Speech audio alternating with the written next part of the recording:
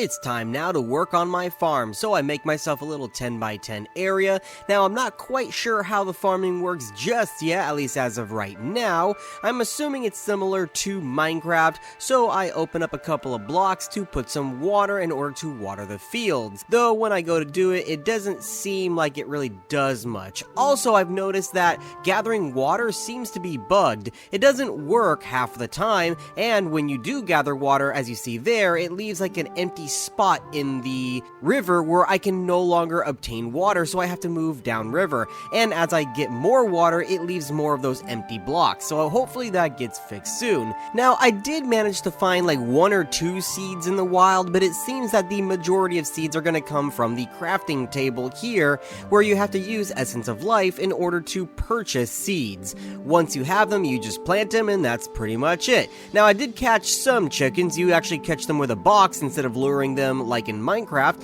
Horses, on the other hand, while you can ride them, they still will buck you off and kick you. I just kind of penned one for now, so I at least say I can have a horse, even though I can't really take it anywhere or else I lose it. But that's enough building for now. It's time to go on an adventure. So real quick, I go and I check my materials, and I use some of the iron that I had found to make myself an iron pickaxe. I also make sure all of my equipment is upgraded to the copper tier, and we start heading north. So my base is actually on the east coast of the landmass that I settled in. To the west, there's not much, but I haven't been north or south, so I decided to head north first. And this is where I found another biome.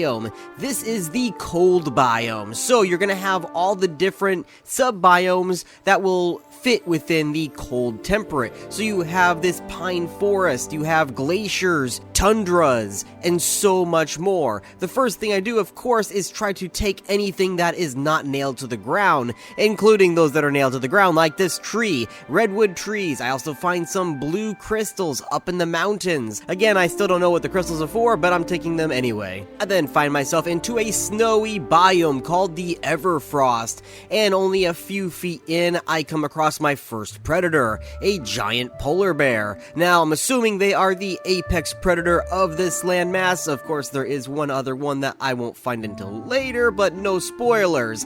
Anyway, I go ahead and I fight the polar bear because I did not think I'd be able to run from it. Luckily, I was able to block all of its attacks, and I didn't really take that much damage, though it was really cool. As I was fighting the bear, a snowstorm or blizzard started to go on at the same time. I thought that was very atmospheric. Of course, this is when I start to realize I really need to make a shield, but that'll come a little bit later. While traversing through this snowy landscape, I check my map just to see how big this biome is. Just like in Biomes Aplenty, the major biomes can be vast, of course with all the mini biomes within. Of course, as I look at the map, I take a bad step and I fall down a deep dark hole. Well, I could dig my way up, but I decided to peek my way inside, where I find cobalt. This is going to be one of the mid-game items that I need in order to progress. Cobalt along with adamantite. Though cobalt is of course more common in the cold areas, you can find adamantite as well as other minerals such as iron and copper in the cold areas, while in the desert is the same thing, but you'll find more adamantite rather than cobalt. I make my way through the cave gathering as much as I can, because in order to progress, I need a ton of iron. That's going to be one of the main minerals you're going to need, especially for repair kits, which right now you don't really want to use them on copper or iron gear, but you're really going to need them once you get to cobalt or adamantite or higher. The cave systems are also a little bit different in the cold biome rather than the forest biome. Of course, you have the ice and snow that you can find, but you'll also find a lot more waterways, and these waterways can be filled with creatures, like this trilobite and this fish I found. There's also piranhas at some point that you'll see, but as you go deeper, you'll see it start to get a little bit more green, as well as more filled with water. I didn't really see many new creatures other than the aquatic ones. I still found rats and goblins, of course these skeletons, but I didn't see anything beyond that. Hopefully in in the next biome we will find some new creatures to fight. Anyway, I continue gathering as much iron as I can, and I eventually come across this little bit of a ruin. It's kind of small, but you can find larger ones in these ice caves. I take the brazier because it is a cool, placeable item that you can't really make. Anything that you cannot make, but it's a placeable decoration item, I pretty much take for myself to put in my base. Further down in the river, I find my first piranha, 2 of them in fact. These things are creepy looking, and they are highly aggressive. As you see there, I just get near the water and they instantly aggro, but they cannot reach me unless I jump into the water. So I kill them while I can, so a misstep doesn't lead into my death. Now, as I get deeper, I do find that deep fire biome again, along with my nemesis of the game, the toad. I hate toads in this game. They not only hit you very hard, but their tongue will yoink you to them. If you try running and they grab you, they pull you right back and hit you even harder. So yeah, I hate toads, and they get the best of me here. Now, for whatever reason, the game is bugged that even though I have my bed rolled down, it still acts as if it's blocked. Whether it's away from the wall or my stations, it doesn't matter. So I have to run from my spawn back to my house. But that's alright, I've now got enough iron that I'm able to make myself a full iron set. I have full iron tools, weapons, and now even a shield. I even go and harvest some of the crops that I had planted before, which harvesting crops will award you with more essence of life, which you can use to get more crops. Now, you do have to play a little bit of a management game with that, because the better tiered quality of crops you do, you need more essence, and at some point you can run dry. So it's best to plant a lot of low-cost crops in order to farm more essence of life to buy the better crops. Now then, it is time to head south, and by heading south through the forest, I eventually come across a swamp, which has its own residents, like this swamp creature. I don't know what it's called, a fenstalker or something. Anyway, the swamp is technically part of the forest biome, but you can find creatures here that you would not find in the regular forest, as you just saw. And just across the swamp, we find our first desert biome.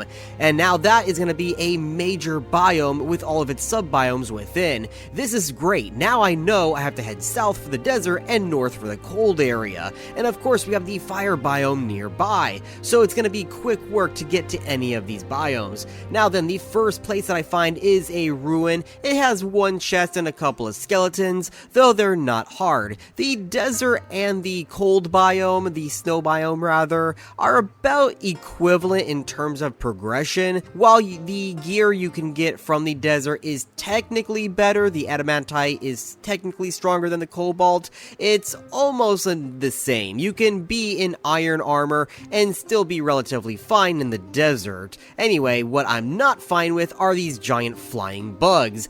Yeah, they don't really get close enough for you to hit them with melee. You do need ranged in order to kill them. Not only that, they spit poison at you, which can, of course, poison you. So I was taking a lot of damage, and because I could not hit it, I had to run away. Eventually, I'm going to have to make a bow in order to fight back. I come across some very large ruins with my first set of adamantite ore just outside. Yeah, you can actually find them not in caves, but out on the surface, which is really nice. I also find this weird camel thing with a turtle shell.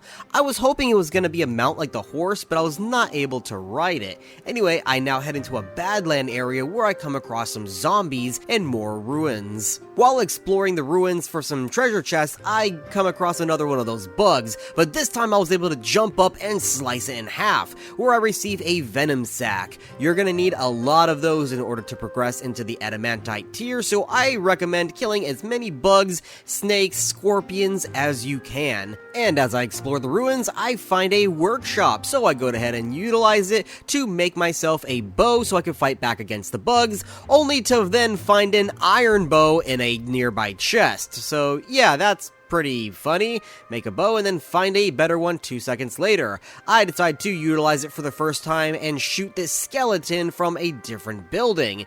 Using the bow in the game is actually pretty nice. It works fairly well, though you do have to remember that the bows will arc down the farther away you shoot, so you do have to adjust for that if needed. Now then, I run across the desert where I find a flamingo. I don't know why flamingos in the desert, they're more tropical, but I also come across a ram. Again, I was assuming that they would be part of the snow biome rather than the desert, but they are mounts, so you can jump on them and ride them around like a horse. I mean, of course you can, it was in the very first trailer for the game. Now, of course, you cannot keep it just like the horse, so I take it as far as I can, all the way to the coastline, where then I leave him be to explore the rest of the way. I find these palm trees, so I figured, oh, maybe I can get some coconuts from them because I see them hanging there. You can, in fact, get coconuts. You have to chop down the tree in order to get some. Now, sometimes it drops wood and sometimes it drops sticks. It really depends on how skinny the tree is, and that's going to be the same for any other tree in the game. If they seem a little skinny compared to other ones, then they're going to just drop you sticks instead of logs. As night was descending, I was being assaulted by those two-legged demon creatures. I don't really know what they're called, I just call them the two-legged demons. So I needed to get inside so they wouldn't aggro to me. Of course, inside meant I was also being assaulted by an army of skeletons. These guys hit pretty hard and there were a lot of them.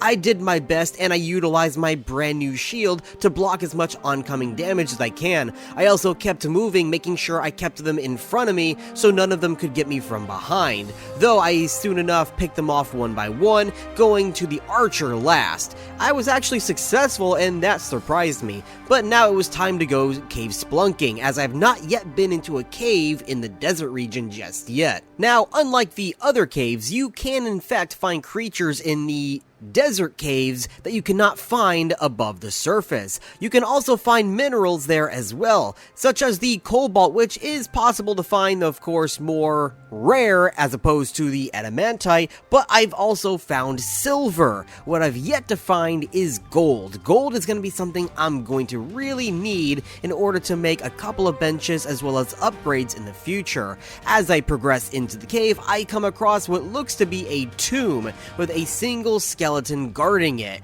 As I take him down, which takes me a minute or so, I find some treasure chests as well as some sarcophagus. Now, if you open those up, it will summon a skeleton, but it's not really worth it as it doesn't award you with anything. Further into the cave, I come across this giant bug thing. I don't know again what they're called. I know that they have a name, I just don't remember it. Now, it seemed to be by itself, and further in was a old jail cell it looked like. Past that, we then find a snake, a cobra in fact. There are several types of snakes in this game, from cobras to rattlesnakes and even water snakes. Sometimes that they'll attack you and sometimes they run away. I don't know if they can poison you or not. I've not been poisoned yet by them, but they do drop the poisonous fangs that you will need for later on progression. This is where I was starting to get a little bit tired of exploring the cave, and because I have drop item on death turned off, I could of course kill myself for a quick one-way trip back home. So I run into the depth of the deep fire biome, where I try to find some enemies to take me on. Of course I did a little bit of sword flinging to see if I could fight them back, but a mage decided to fireball me in the face. Anyway, I headed back home, dropped off my items, and I headed back into the desert, where I come across a saber-toothed tiger. Wow, I did not expect to find those, especially out in the desert. You would think those are more of a cold biome predator. Anyway, we find some more skeletons. These guys were not as hard as the ones that I fought before, but they still gave me a little bit of a challenge. I find some more saber-tooth. I even find a whole herd of warthogs, which also drop pork just like pigs and boars will, which is kind of cool. I also came across a couple of hyenas, which look absolutely crazed. I actually really like the hyenas. Actually, all of the creatures in this game look really good. Anyway, it's coming close to the end of the video, but I decided to splunk one more time in the cave before coming back out, where I find a friendly village. Of course, it is full of furries. Oh no, Yep, there are furries in this game. Fennec Fawk creatures. Now, they're not aggressive, in fact, they're scared of you, they will run away. Good, they need to stay away from me. But they're also fucking morons because they decide to stand in the fire and not move. Yeah, they're furries after all, they're not smart. And then he cremates himself. So yeah, problem solved. I didn't have to lift a finger. But they do have pretty cool decor, so I do take their bed and a couple of their torches, as well as their chest, because even though it belonged to a bunch of furries, the aesthetic looks of it looks very orcish to me, like World of Warcraft orcish. So yeah, definitely it's gonna go in my home. I also find a temple to the goddess not too far, which also has a portal that leads into that city that we found before, which is good because I have a lot of the Pokédex filled out and I need to turn it in for some rewards. Of course, the portal is also being blocked by a golem. Now, this time around, I decided to fight the golem because I am now fully decked out in iron. How hard could it be? So I take a couple of swings. I could definitely take on this golem. I just have to keep my shield up. Of course, he gets one hit in. I put my shield up and I figured, oh, he's gonna go for another one hit again. No, he goes for an entire whirlwind attack, which does multiple hits, and it kills me. So, yeah, that was pretty fun. Anyway, that is going to be the end of this video. Stay tuned and subscribe for more Hytale adventures, as well as other games that I play like Ark, Conan, and others. Make sure you subscribe to my review channel, Excaligator Reviews, and I'll see you next time.